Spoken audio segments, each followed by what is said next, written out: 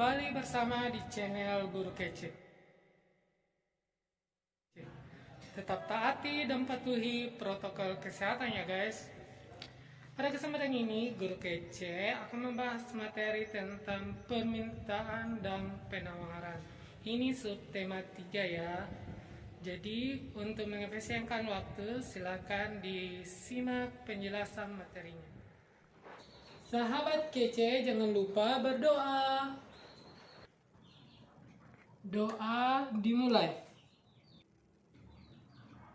Doa selesai. Check it out.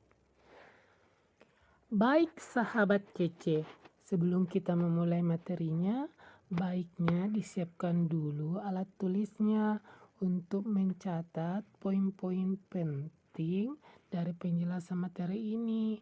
Nah, ketika ada hal yang tidak jelas atau kurang jelas, boleh ditanyakan di gurunya masing-masing atau boleh menulis di kolom komentar. Paham sahabat kece? Baik. Sekarang kita masuk di permintaan.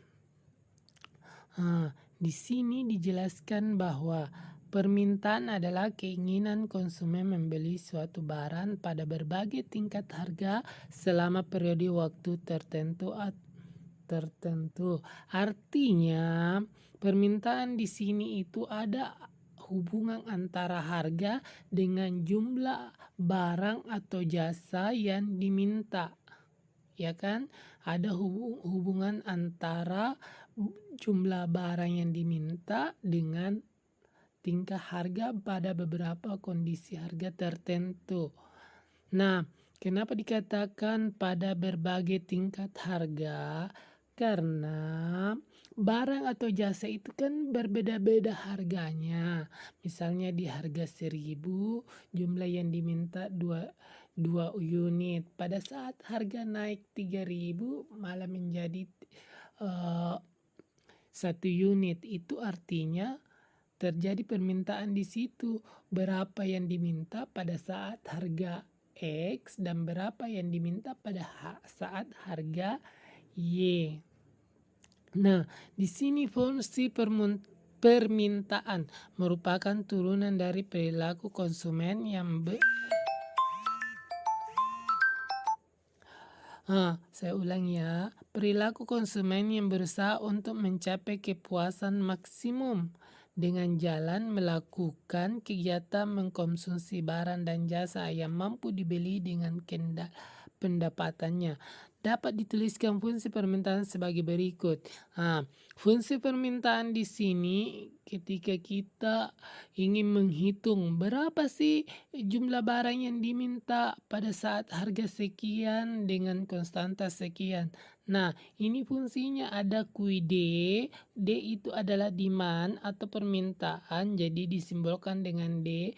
QD sama dengan A dikurang BP. P itu adalah price atau harga. Atau misalnya ketika harganya yang dicari, harga barang yang diminta yang dicari, bisa dituliskan fungsinya atau kalau dalam matematika dibilang rumus ya. PD sama dengan A dikurang BQ. Jadi ketika kuantiti yang diminta maka fungsinya atau rumusnya sama dengan QD sama dengan A dikurang BP, dan ketika harga barang yang diminta maka rumusnya adalah PD sama dengan A dikurang BQ. Di sini permintaan itu memiliki yang namanya juga hukum. Namanya hukum permintaan ya, hukum permintaan. Di sini ada hubungan timbal balik ya, berbanding terbalik. Nah, yaitu jika harga suatu barang naik, maka jumlah barang yang diminta akan turun. Sebaliknya, jika harga suatu barang turun, maka jumlah barang yang diminta akan bertambah. Hukum permintaan tersebut akan berlaku dengan asumsi faktor-faktor lain di luar harga harus dianggap konstan atau kondisi ceteris paribus. Nah, ceteris paribus adalah ungkapan Latin yang berasal dari semua yang berarti dari semua variabel selain yang sedang dipelajari diasumsikan. Maksudnya itu, hukum permintaan ini yaitu jika harga barang naik, maka jumlah barang yang diminta itu berlaku jika faktor yang berpengaruh di situ cuma harga. Faktor-faktor lain seperti selera, pendapatan itu tidak berpengaruh, tapi yang berpengaruh di situ hanya harga tok saja. Itu artinya faktor lain tidak berpengaruh, artinya itu dalam kondisi ceteris paribus, atau dengan kata lain faktor lain tidak mempengaruhi jumlah barang yang diminta. Jadi hukum permintaan itu adalah hukum yang berbanding terbalik antara jumlah barang yang diminta dengan tingkat harga. Jadi kalau harganya naik, yang diminta itu pasti sedikit. Kalau harganya turun, jumlah barang yang diminta semakin bertambah. Namun perlu diingat ya sahabat kece, ini hanya berlaku dalam kondisi ceteris paribus atau faktor-faktor lain tidak ikut berpengaruh. Nah, kita coba lihat kurva permintaan ya, di mana kurva permintaan itu adalah suatu kurva yang menggambarkan sifat hubungan antara harga sesuatu barang tertentu dengan jumlah barang tersebut yang diminta para pembeli, yang melambangkan schedule atau hukum permintaan. Artinya kurva permintaan ini tergambar jelas di situ bahwa pada tingkat harga tertentu jumlah barang yang diminta ada sekian. Kemudian ini dihubungkan oleh garis-garis. Nah, kurva permintaan ini berslot negatif ya, berslot negatif, yaitu dari kiri atas ke kanan bawah. Jadi kurva permintaan ini adalah kurva yang berslot negatif. Diingat ya anak-anakku dan para sahabat kece, bahwa kurva permintaan ini adalah kurva yang menggambarkan hubungan antara harga dengan jumlah barang diminta, di mana dia adalah kurva yang berslot negatif. Artinya kurvanya itu tergambar dari kiri atas ke kanan bawah. Coba kita lihat contohnya kasusnya ini. Ada kasus bahwa pada saat harga 100 rupiah, jumlah atau kuantiti gula yang diminta adalah 10 unit. 10 unit ini anggaplah 10 kompek kecil ya, kompek-kompek 10 bungkus lah. Terus pada saat harga 110 rupiah, yang diminta itu 8 unit, artinya menurun. Pada saat harganya naik, jumlah yang diminta oleh konsumen berkurang. Kemudian pada saat harga naik lagi menjadi 120 rupiah, turun lagi jumlah yang diminta jadi 6 unit. Kemudian naik lagi harganya menjadi 130 rupiah. Jumlah yang diminta kembali turun. Kita lihat pada kurva permintaannya, gambar kurvanya yang tadi guru kece katakan berslot negatif. Kita lihat ya. Nah, ini gambaran kurvanya. Pada saat kita lihat ya, pada saat harga 100. Oke, pada di tabel ya. Nih. Kita lihat 100 dengan 10 unit. Kemudian 110 dengan 8 unit. Kemudian 120 dengan 6 unit. Kemudian 130 dengan 4 unit.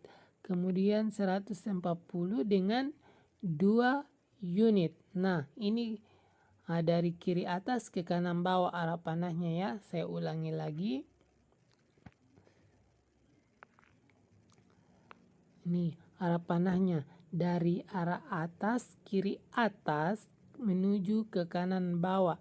Sehingga dikatakan kurva permintaan adalah kurva yang berslot negatif. Sampai di sini dipaham? Oke, kita lanjut ya. Inilah yang tadi saya katakan faktor-faktor lain. Nah, faktor-faktor lain yang bisa mempengaruhi jumlah barang yang diminta yaitu pertama, harga barang itu sendiri. Artinya memang harga barang sendiri. Saya contohkan misalnya harga gula pasir. Nah, kalau misalnya harga gula pasir itu sendiri yang naik harganya, berarti jumlah yang diminta otomatis akan sedikit. Kalaupun harga gula pasir itu sendiri yang turun harga, otomatis jumlah yang diminta akan bertambah juga. Artinya harga barang itu sendiri mempengaruhi jumlah atau kuantiti barang yang diminta. Oke, kedua, harga barang lain. Kenapa harga barang lain juga mempengaruhi jumlah permintaan? Misalnya ya, saya contohkan. Enggak apa-apa ya saya pakai brand. Misalnya harga Masako semakin naik, ya kan? Semakin naik.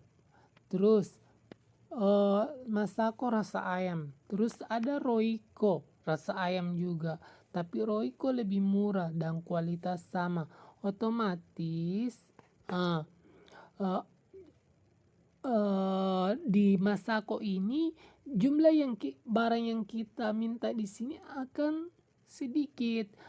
Karena sebagian kita alihkan untuk beli Royco karena sama kualitasnya. Makanya mempengaruhi harga barang lain. Kapan harga barang lain itu mahal atau rendah akan mempengaruhi jumlah barang yang awalnya ingin kita beli, begitu. Terus ketiga, ini pendapatan konsumen. Misalnya harga barang naik tapi pendapatan kita semakin bertambah. Anggaplah ada yang kasih uang. Kalau misalnya anak-anakku semua belum bekerja, ya kan? Misalnya belum bekerja, belum berpenghasilan sendiri, berarti bukan pendapatan kan? Tapi anggaplah di sini uang saku kalian. Ketika uang saku kalian bertambah semakin banyak, misalnya dikasih sama ibu, sama abi, sama abang, sama adik dikasih, banyak yang kasih, tante atau om yang kasih, otomatis kan uangnya semakin banyak. Otomatis kalau uang banyak pasti jumlah barang yang diminta, yang diinginkan pun semakin banyak yang bisa dibeli. Misalnya uangnya cuma 10.000 awalnya, cuma bisa beli rambutan 1 kilo. Setelah dikasih sama tante, sama om, sama abi atau sama umi, uangnya menjadi 50.000, kan bisa beli rambutan 2 kilo, bisa beli apa lagi, atau bisa kasih beli rambutan semua 5 kilo. Itu kan mempengaruhi pendapatan dari konsumen itu sendiri. Atau kalau misalnya anak-anakku yang belum bisa berpendapatan, anggaplah uang sakunya. Ketika uang saku semakin banyak atau uang jajannya semakin bertambah, semakin banyak, maka jumlah yang ingin dibeli, diminta itu juga semakin bertambah. Bagus. Kemudian intensitas kebutuhan. Intensitas kebutuhan di sini ini berapa seringnya kita menginginkan barang